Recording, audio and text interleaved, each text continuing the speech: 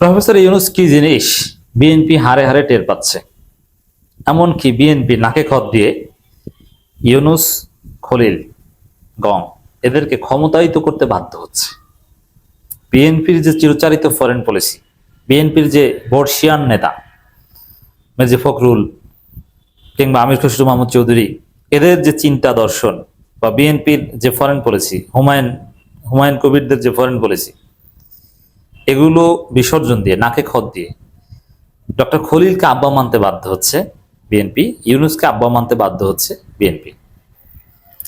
কিন্তু আবার একটু মাঝে মাঝে প্রতারণারও গন্ধ পাওয়া যায়। কিন্তু বিএনপি এমনভাবে, মানে বিএনপির নাটাই এমনভাবে ইউনূস আগে রেখে দিয়েছেন।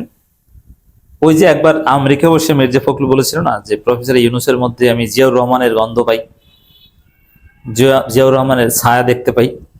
এর মানে বিএনপির আব্বা ইউনূস। ওই আবার এনাদার নতুন এই যুগের জিয়াউর রহমান বলতে বাধ্য হবে ইউনূসকে বিএনপি। মানে বিএনপির জাতির আব্বা, বিএনপির আব্বা হচ্ছে ইউনূস। ইউনূস এইভাবে পরিস্থিতি সাইজ করে দিয়ে গেছে। দর্শক, ইউনূসের মহাপরিকল্পনা চলছে। ইউনূস আগেই নাটাই রেখে দিয়েছেন, হিসাব ক্লিয়ার। জুলাই সনদ বাস্তবায়ন করে দ্বিকক্ষ বিশিষ্ট আইনসভা করে রাষ্ট্রপতির ক্ষমতা বাড়িয়ে ইউনূসকে রাষ্ট্রপতি বানাতে হবে। জাস্ট এই চুপ্পু স্টাইলে রাষ্ট্রপতি বানালে হবে না।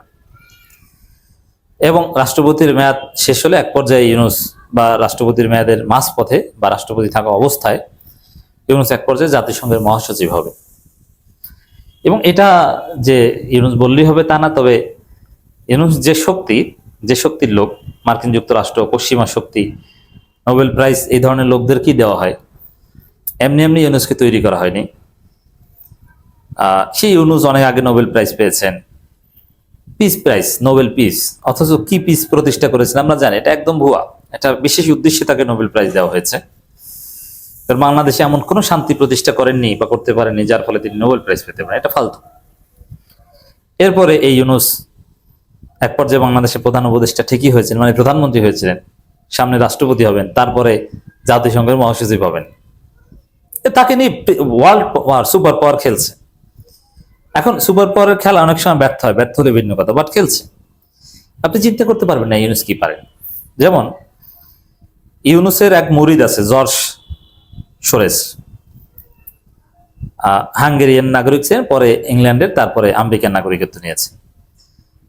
তিনি হাজার হাজার কোটি টাকা, বিলিয়ন বিলিয়ন ডলার তিনি পৃথিবীর বিভিন্ন দেশের রাজনীতি নিয়ে খেলতে ইনভেস্ট করেন। In the name of human rights, in the name of democracy ইত্যাদি, ইন দ্য নেম অফ সুশাসন। পৃথিবীর বিভিন্ন দেশে সরকার পতন ঘটান। সোভিয়েত ইউনিয়ন ভেঙে টুকরো টুকরো করে দিতে তার টাকা ব্যবহৃত হয়েছে।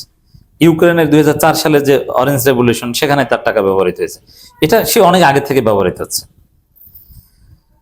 এই যে মার্কিন যুক্তরাষ্ট্রে যে খেলা আপনারা দেখেন, পৃথিবীর বিভিন্ন দেশে খেলে, আপনারা দেখেন না, এটা আমরা দেখি। যারা রাজনীতি অনেকগুলো চোখ দিয়ে দেখি, আমরা দেখি, খালি চোখে দেখেন না কিভাবে খেলে। আপনারা তো দেখেন ট্রাম্প কি বলে, তার পররাষ্ট্রমন্ত্রী কি বলে, অমুক তমুক।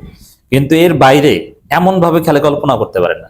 সাপোজ অনেক টাকা বাংলাদেশে আসে, বাংলাদেশের অনেক লোককে বৃত্তি দেয়, বৃত্তি দিয়ে তারা পড়ায়, আবার ওখানে আমেরিকার বিভিন্ন বিশ্ববিদ্যালয়ে চাকরি দেয়, বিভিন্ন থিঙ্ক ট্যাঙ্ককে তাদের ফেলো বানায়। এগুলো সব তাদের দালাল বানানোর জন্য, তাদের এজেন্ডা পারপাস সার্ভ করার জন্য। বাংলাদেশে এই যে তৃতীয় মাত্রার জিল্লুর, অমুক তমুক নানান সংগঠন সংস্থা আছে, এগুলো কি? এবং এই টাকাগুলো নানান হিসাব আছে। এই যে বাংলাদেশে মার্কিন যুক্তরাষ্ট্র আলাদাভাবে কিছু করতে পারে না কেন জানেন?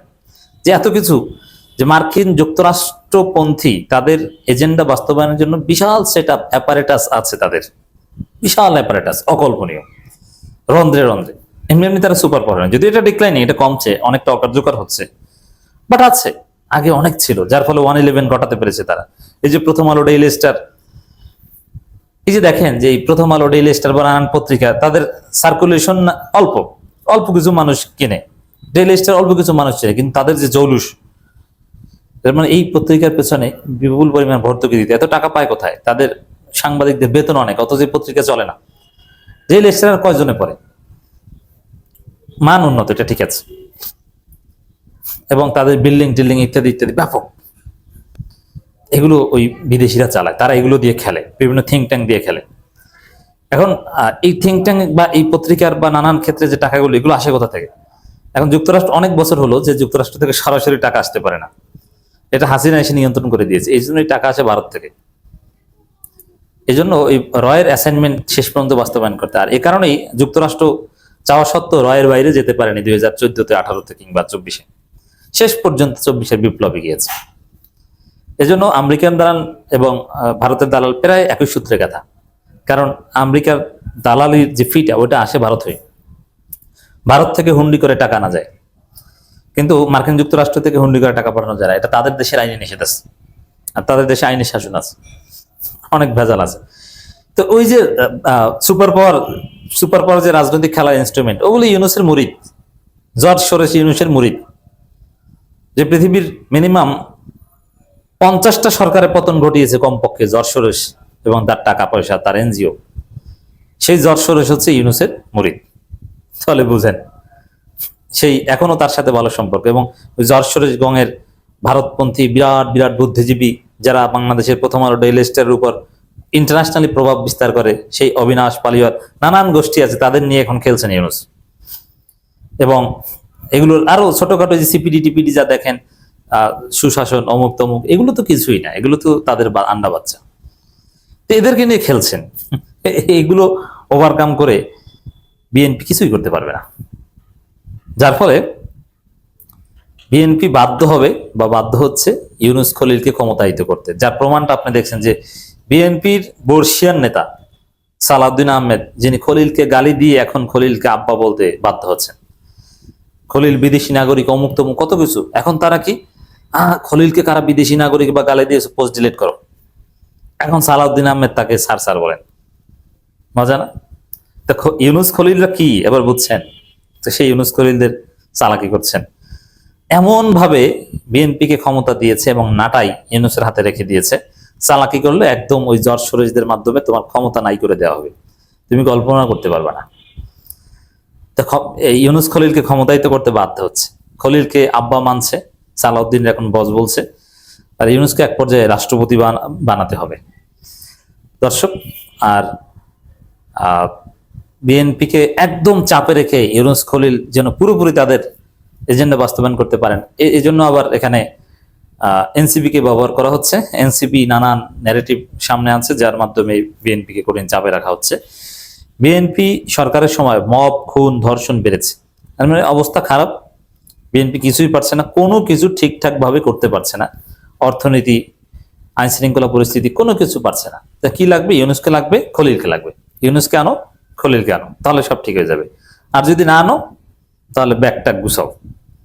জর্জ সোরসরা কিন্তু রেডি, অলরেডি তাদের নড়াচড়া শুরু হয়ে গেছে, অবিনাশ পালিওয়ালদের কলাম লেখা শুরু হয়ে গেছে, প্রথম আলো সেগুলো ছাপানো শুরু করে দিয়েছে।